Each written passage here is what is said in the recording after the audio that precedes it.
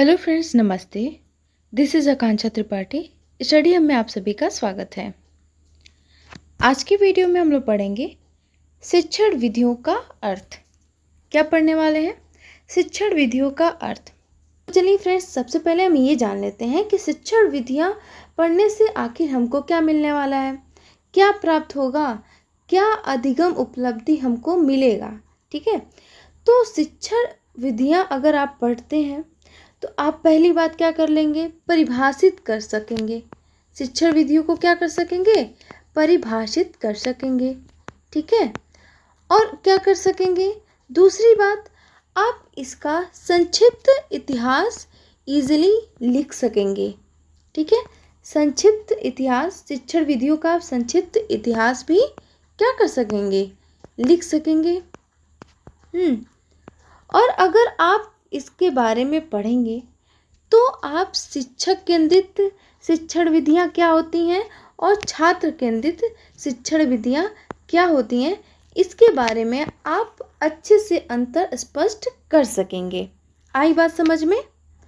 तो इसको पढ़ने से क्या क्या आपको प्राप्त होने वाला है, क्या क्या सीखने को मिलेगा, ये हमने देखा।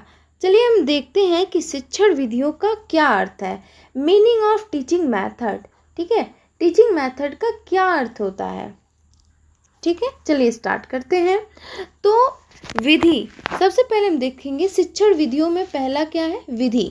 ठीक है, विधि के बारे में हम लोग समझेंगे। विधि क्या होता है, मेथड। क्या, मेथड। मेथड क्या होता है, तो जो विधि है वो किस भाषा का शब्द है, लैटिन भाषा का शब्द है। किस भाषा का, लैटिन भाषा का शब्द है विधि। ठीक है, जिसका अर्थ होता है तरीका या रीति। क्या, तरीका या रीति। इंग्लिश में आप कहेंगे मेथड। क्या बोलेंगे, मेथड बोलेंगे। क्या बोलेंगे, मेथड।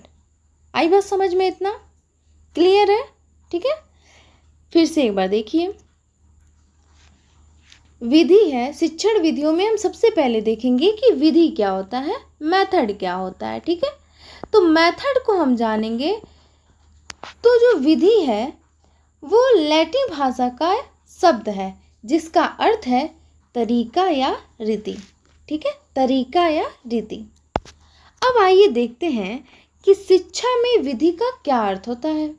ठीक है, शिक्षा में विधि का क्या अर्थ है, तो शिक्षक द्वारा छात्रों को सामग्री संप्रेषित करना। ठीक है, क्या होता है, शिक्षक द्वारा छात्रों को सामग्री प्रदान करना, पहुंचाना, संप्रेषित करना ही क्या कहलाता है, विधि कहलाता है। ठीक है, मतलब किसी विधि के द्वारा ज्ञान देना। ठीक है, अगर कोई शिक्षक क्या करता है, किसी भी मेथड के द्वारा बच्चों को ज्ञान देता है, वो क्या कहलाता है, विधि। विधि के दौरान ही तो वो दे रहा है, विधि के अंतर्गत ही तो बच्चों को ज्ञान देगा। ठीक है, तो वही चीज़ कह रहा है कि शिक्षा में विधि का क्या अर्थ है।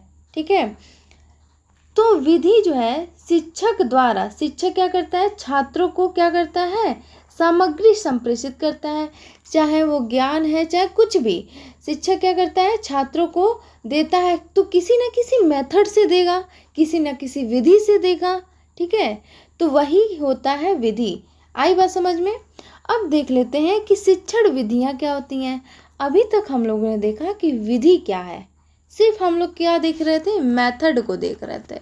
ठीक है, विधि को देख रहे थे। अब हम देखेंगे कि शिक्षण विधियाँ क्या होती हैं। ठीक है, टीचिंग मेथड क्या होते हैं।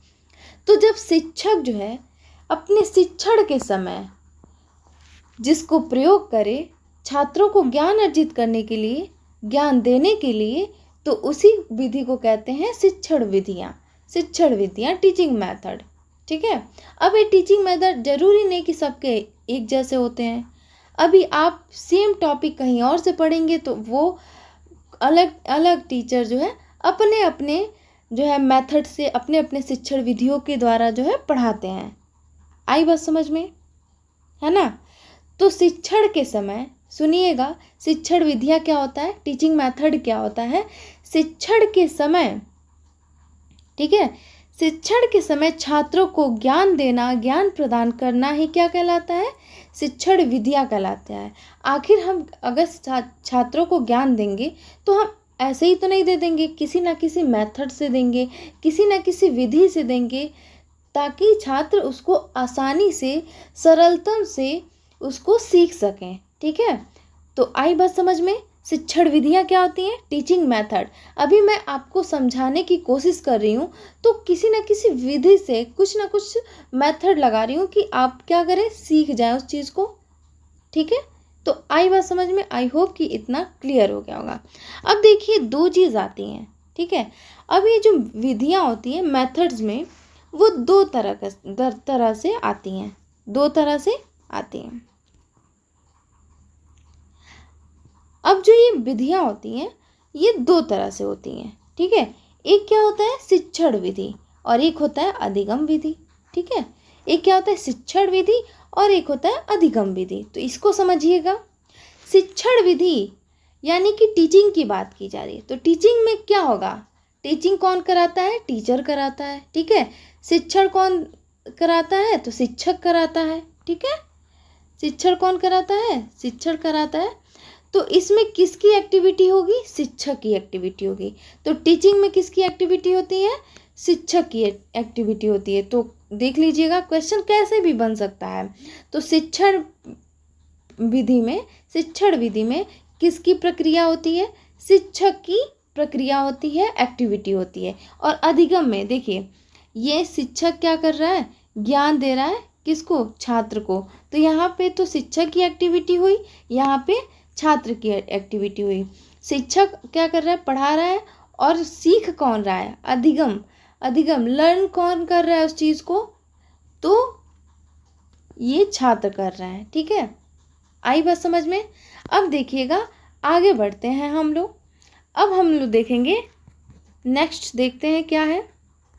तो चलिए जी, अब हम देखेंगे कि शिक्षण विधियों का समूहीकरण। ठीक है, क्या? समूहीकरण।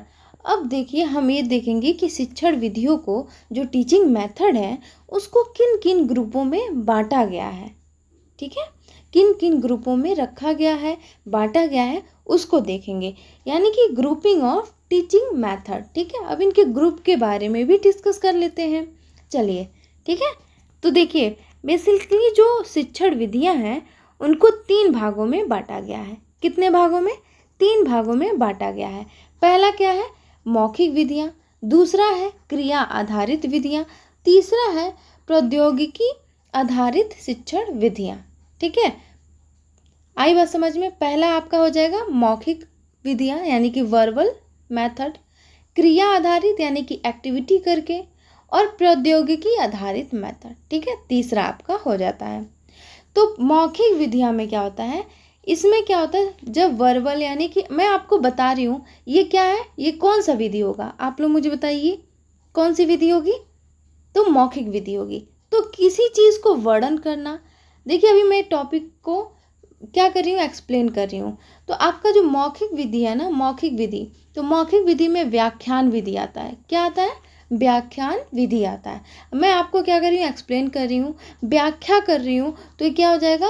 मौखिक विधि में आ जाएगा। ठीक है, मैं वर्णन करूँ आपको, अगर बोल के मौखिक विधि, ठीक है, तो मौखिक विधि में क्या होगा? आपके जो है माउथ का जो है एक्टिविटी होगा। ठीक है, आपका वर्बल टर्म है ये, वर्बल मेथड। ठीक है, तो वर्णन करना, व्याख्यान विधि, ये सब किस में आ जाएंगे? तो ये आ जाएगा आपका मौखिक विधि में। इतनी बात समझ में आई?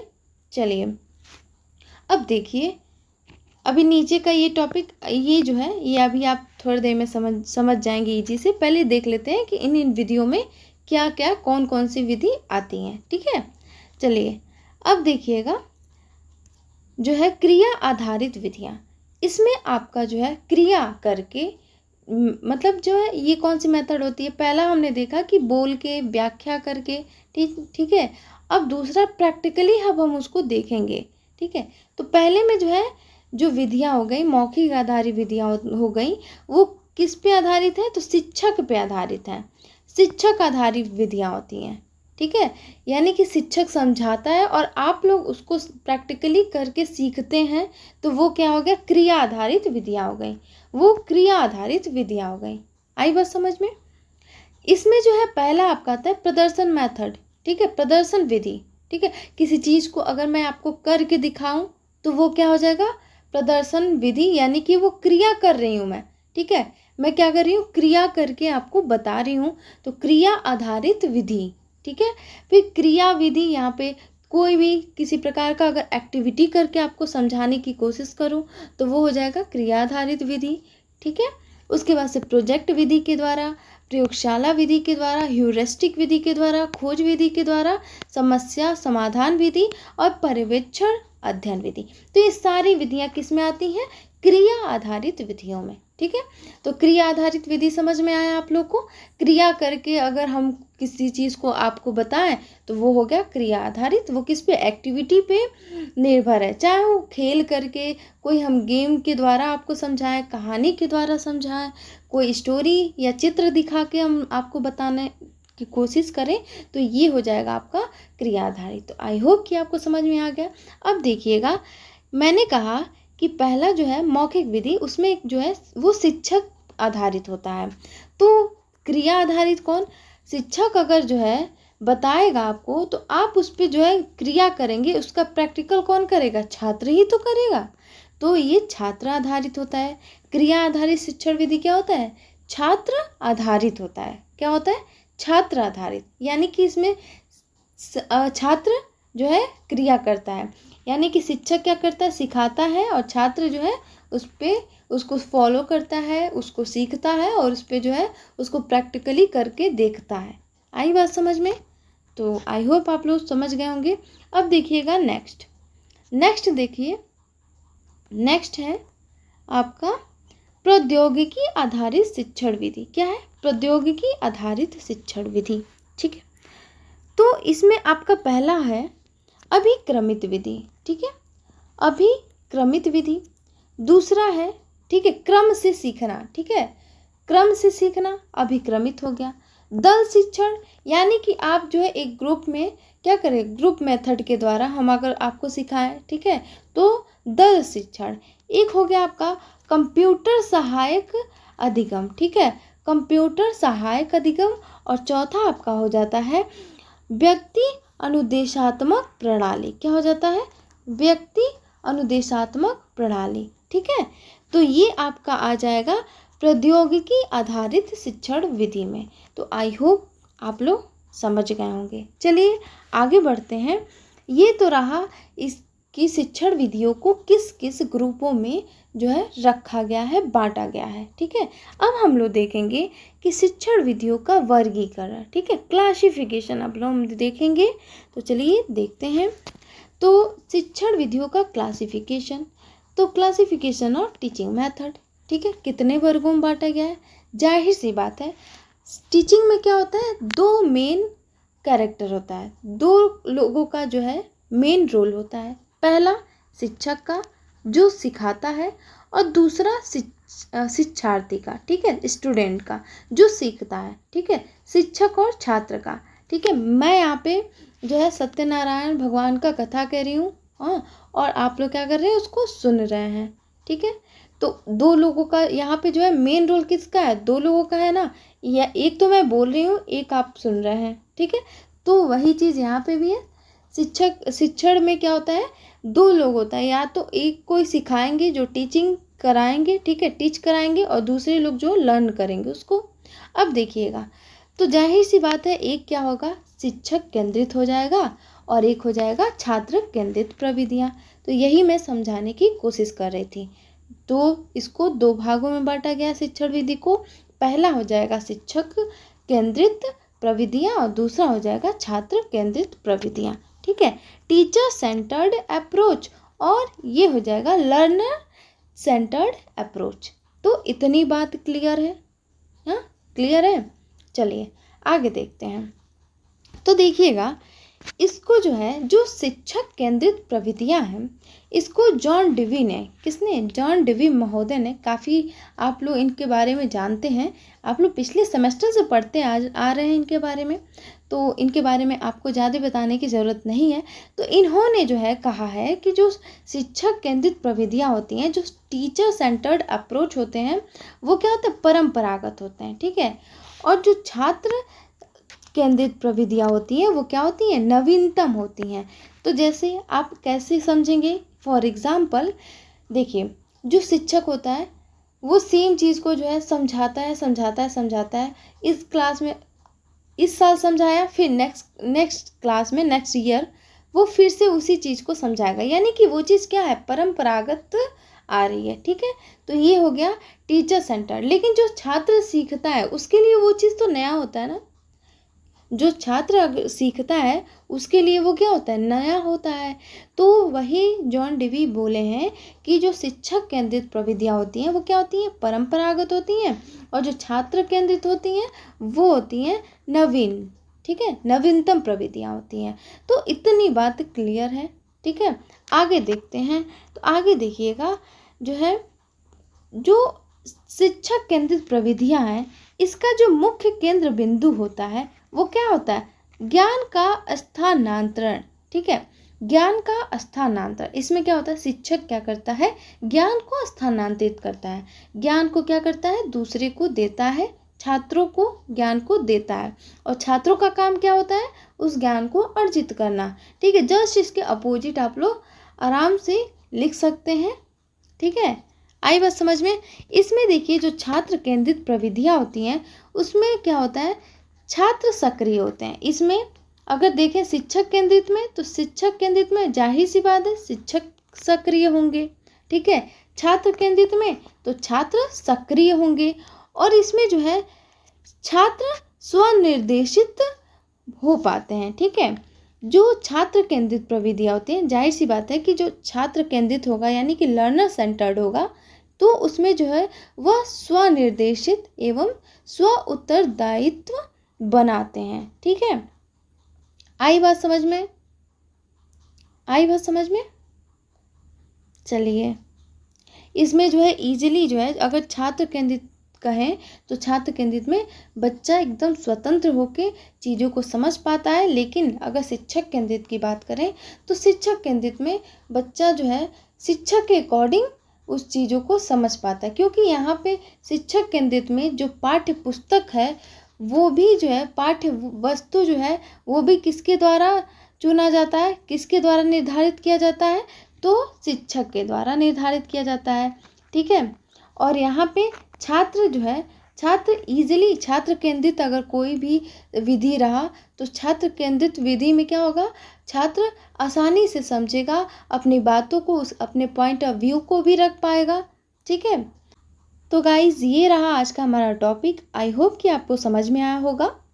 अगर वीडियो अच्छी लगे तो प्लीज़ लाइक कीजिएगा। नेक्स्ट क्लास में हम लोग पढ़ेंगे सामान्य शिक्षण विधियाँ, जनरल मेथड्स ऑफ टीचिंग, ठीक है, जिसमें हम लोग व्याख्यान विधि को देखेंगे, प्रदर्शन विधि देखेंगे, विवेचन विधि को देखेंगे, ठीक है। तो इतना आप लोग नोट्स बना लीजिएगा, और बाकी का नोट्स आपको नेक्स्ट क्लास में मिलेगा, ठीक है। तो मिलते हैं अगले क्लास में। Bye bye, take care, have a nice day.